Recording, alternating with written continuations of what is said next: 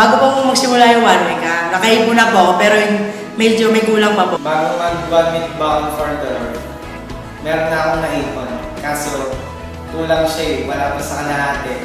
Bago pa po mag-1 week yan, nag-ipon na po ako para dun sa 1 week. Pero nagkulang po.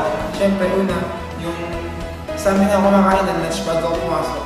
Para pagdating sa eskwela, hindi na ako bibili, tubig na lang.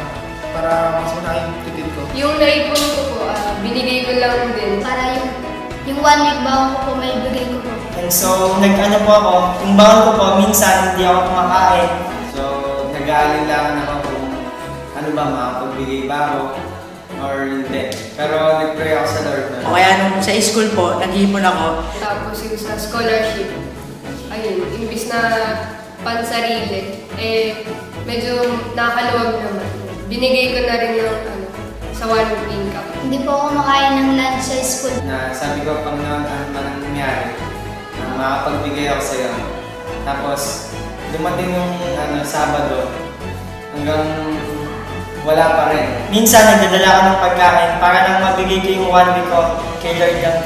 Siyempre, bago mag-1 week income, naghahanda na talaga ako para hindi man ako mabigat pag mismo oras talaga.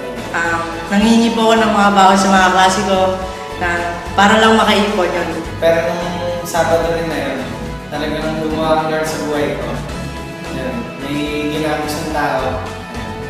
Tapos, ayun nga, natanggap ko siya. Tsaka minsan nanghihingi po ako ng pamasahe sa mga kasama ko. Yun. Tapos, nung bilangin ko lahat-lahat, sumobra pa. Yun, kaya, nakapagbigay pa ako sa ibang bagay.